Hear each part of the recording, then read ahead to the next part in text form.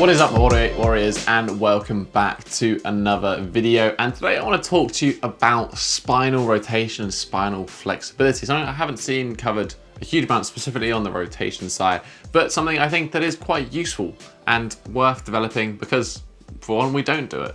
Now, whether it is in our training and just moving better, developing a better bridge, maybe it's to do with handstand work. Certainly spinal rotation becomes very important when it comes to one arm handstand work. But also if we play any sports such as swimming, anything that's going to involve throwing, or even golf, one of my personal favorites, then you're going to need a decent amount of spinal rotation. And this can have some issues, obviously, with the fact that it's not going to let you move at your full capacity. But also, if we have lack of movement in a certain region, you know, primarily for a lot of people, this is going to be that thoracic spine. We're going to be locked up in the thoracic. We're going to see hypermobility and excess movement in other locations. This is probably going to be the lower back. And sometimes people have some lower back pain, some lower back issues simply because their spine does not rotate well. Obviously, this is quite a vastly oversimplified explanation and also possible reasoning. And it's worth going and checking with a physio for you in particular, because injuries, pain, all that sort of stuff is an individual thing. It's not a generic thing, but it's worth considering. So today I wanted to share with you a collection of my favorite drills when it comes to improving spinal rotation. We're going to go from absolute beginner, passive, nice, easy stuff to some more advanced, harder stuff later on. Right, first of all, we're going to kick things off with the passive, the more relaxed, the more enjoyable element of this video, and that is with these supine thoracic circles. This is one of those drills that you could do just on like a daily basis. Maybe you're watching TV in the evening and you just want to wind down. This is a fantastic drill for that. It's actually in my evening stretching follow along routine, which is available, linked in the description down below.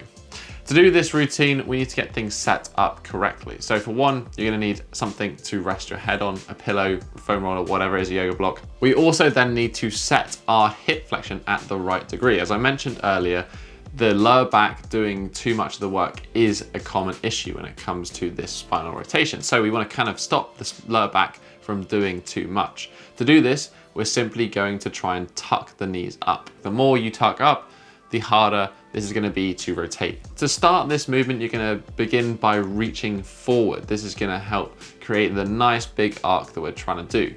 From here, you're going to draw the arm upwards. Again, imagine you're trying to draw the biggest circle you can possibly draw. As you rotate around, let that hand be always drawing you in the direction that it is moving. So you're permanently trying to reach that hand as far away from the body as you can.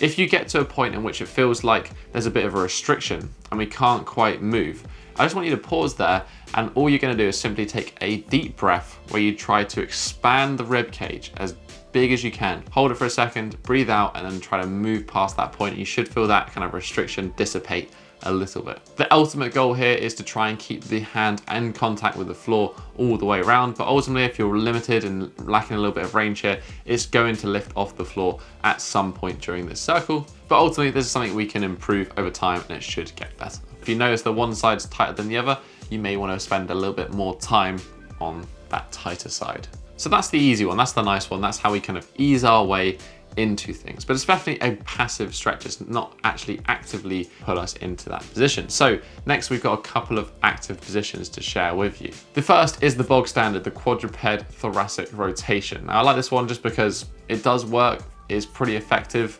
and a lot of people do recommend it for that reason. Contracting that mid-back, using those muscles in the mid-back to try and pull yourself and open that chest up. There is a little modification that I would recommend. In the same way as the first drill, we want to stop the lower back from doing too much. The way we can do that here is by sitting the hips back to help lock down the lower back a bit, and it's going to let us focus more on that thoracic extension. This will get a little bit harder, but ultimately, again, it works very well. Another next stage up from this is translating this quadruped position actually to a squat thoracic rotation position. Again, this is going to demand good flexibility in both the hip and ankle area, what you'd need for a resting squat. But then again, that squat position is going to help block too much movement going on at the lower back, and it's going to help us focus on opening up that thoracic extension. This is one many of you might have seen with people like Ido Portal or any of that. It works well again, but it is quite demanding and actually quite challenging to do, which is why I shared the previous kind of progression to that. So the first things to do is should be able to do it in a bent arm, really, again, driving that elbow round and back and up. And then if that feels comfortable, if that feels open, you can then go forward to extending the arm. Okay, so that is the nice stretching part done. I wanted to take things up a notch though and share with you a couple of exercises that I'm just a fan of and I like. They're definitely not particularly beginner. You need a reasonable-ish level of flexibility before starting them, but they're kind of interesting to share, and I'm sure a lot of you will have some fun playing with them. Let me introduce to you the windmill. So the windmill is actually a kettlebell drill. One of the reasons I like this drill so much is that it incorporates both that hip flexion, that hamstring flexibility with spinal rotation, which is something that people lack. When we train flexibility, we can get a little bit singular with the planes that we use. We develop our forward fold in a very forward position. We develop our pancake in a forward position. Everything is kind of these straight lines, and we don't necessarily incorporate rotation into it, which actually can be a very interesting variable to play with. So I've got two variations of this windmill technique for you. The first one, the easier one, is the standing, the generic one, using some form of weight if you like, but you don't necessarily have to use weight. I do, however, find that even just a little bit of weight does make this drill a little bit more intuitive to perform.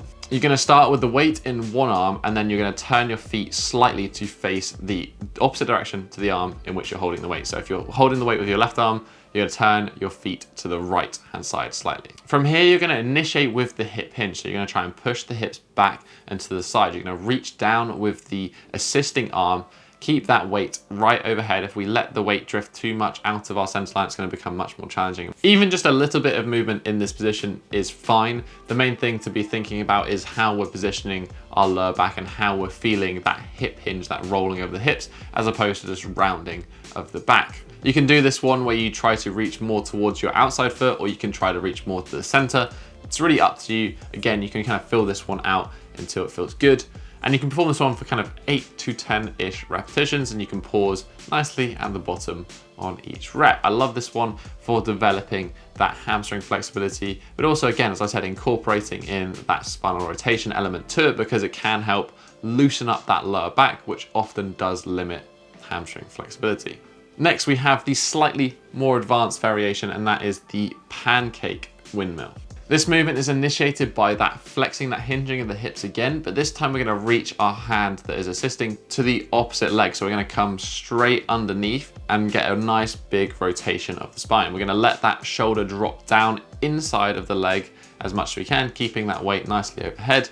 Kind of go as far as you can comfortably without too much rounding of the lower back end. We're trying to keep this relatively neutral. You can make the usual adjustments here for pancake. If this is too tight for you, you can raise the hips slightly, but ultimately, if you can't get in this position, it simply means that you haven't quite got that flexibility requirement to get there. So, you know, working on the prior progressions to this, working on the first windmill variation, and just generally developing your pancake, I'm sure you'll get here eventually. This one, again, I find works very well for developing the pancake. A lot of people will neglect these side pancake positions, really working on that quadratus lumborum and a few other muscles that can limit our pancake. And for those of you who do any one-arm handstand work, this is a fantastic drill for developing the lateral flexibility for flagging. But that one is a little bit more niche. But that's basically it. There's a short video on spinal rotation, from the simple, the nice to passive stuff, a little bit more active stuff, and then the more advanced drills. I kind of wanted to share the advanced drills at the end just because I really like them as drills. I think they're fun to play about with and they're useful if you are a little bit more advanced. But ultimately,